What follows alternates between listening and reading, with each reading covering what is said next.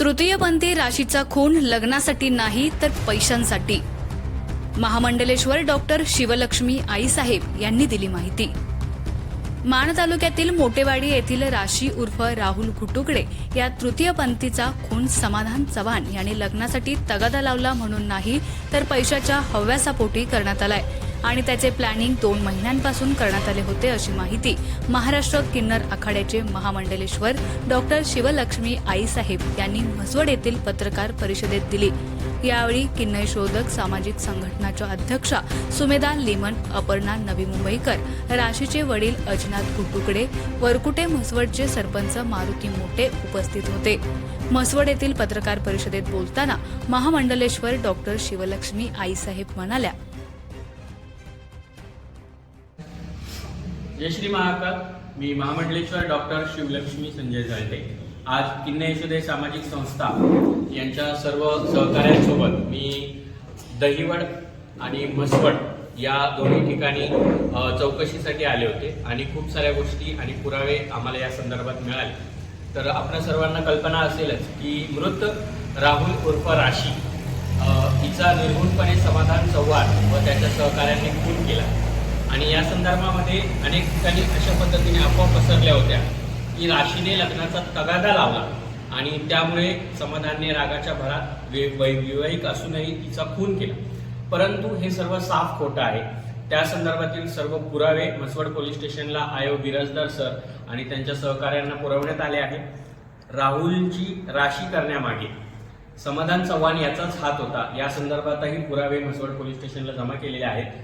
राशीला समाधान चव्हाण याने तू sex change operation कर, मग मी तुझ्याशी लग्न करतो असं आमिष दाखवून तिचं पुण्यामध्ये सेक्स चेंज ऑपरेशन करवलं. तिच्यासोबत पंढरपूर येथे विठ्ठल मंदिरामध्ये लग्न केलं आणि लग्न केल्यानंतर तो तिच्याकडून, ती ग्रीन स्पॉट पुणे येथे कामाला होती आणि तिच्याकडून फक्त पैसे लुबाडत होता. लाखो रुपयांची लूट झाली. त्यानंतर अकस्मित राशीच्या मनात असं आलं की त्याने लग्न करावा, मूलबाळ व्हावं म्हणून तिनेच काही पैसे पुरवून त्याचं लग्न होऊ दिलं. त्याला मूल व्हावं म्हणून तिने नवस केला, त्यासाठीही तिने पैसा पुरवला आणि सर्वात महत्वाची गोष्ट, हे सगळं असूनही तो तिच्याकडून फक्त पैसे घेत गेला आणि ती आता या सगळ्या गोष्टी जाणून बुजून होत आहेत हे कळल्यानंतर त्याला विरोध करण्याचा प्रयत्न करत होती. त्याचाच राग धरून समाधानने 2 महिन्यापासून तिला मारण्याचा प्लॅनिंग केला आणि हा प्लॅन मर्डर आहे हे तपासात निष्पन्न झालेला आहे.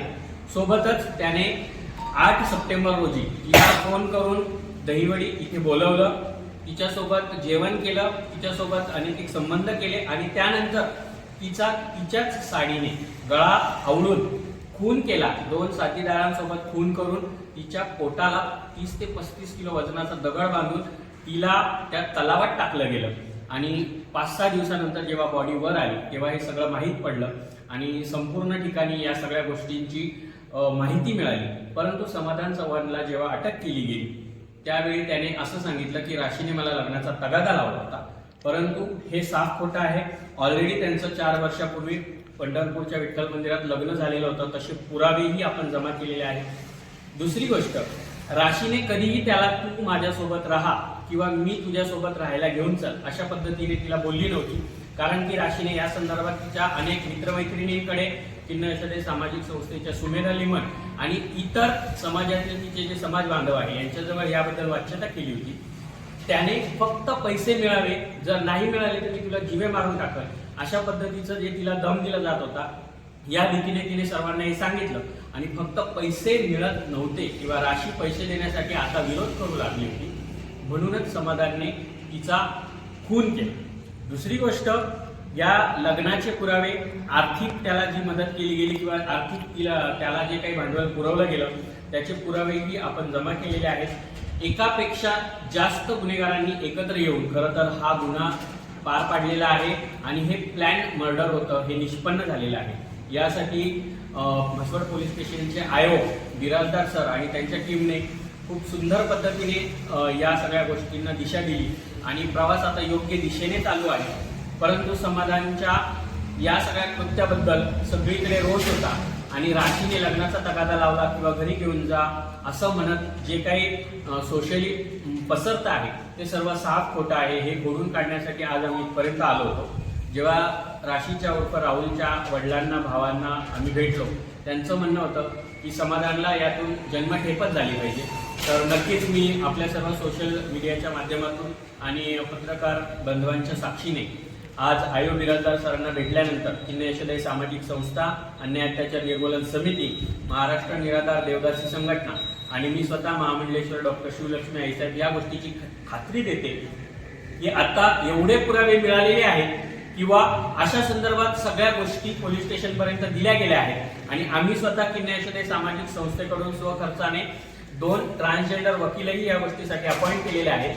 समाधान चव्हाणला आता जामीन मिळणार नाही या गोष्टीची खात्री आहे, परंतु त्याला जन्मठेप तर होणारच आहे, परंतु फसवणूक, राशीच्या अंगावरील सगळे सोन्या नाण्याचे दागिने, तिचा मोबाईल, त्यानंतर तिने समाधानला घेऊन दिलेली गाडी, हे सगळं आयोग बिराजदार यांनी जमा केलेलं आहे आणि ते लवकरच राशीच्या उर्फ राहुलच्या घरच्यांनाही ते कोर्टाच्या थ्रू दिलं जाईल आणि यातून राशीला न्याय मिळून ज्या अफवा आहे त्याला विराम लागेल आणि समाधानने फक्त पैशासाठी राशीचा खून केला हे सर्व जनतेपर्यंत पोहोचेल आणि किन्नर समुदायामध्ये याच गोष्टीचा रोष होता की मृत्यूनंतरही किन्नरांना जिवंतपणी तर त्रास होतोच, पण मृत्यूनंतरही किन्नरांना अशा पद्धतीने बदनामी सहन करावी लागते.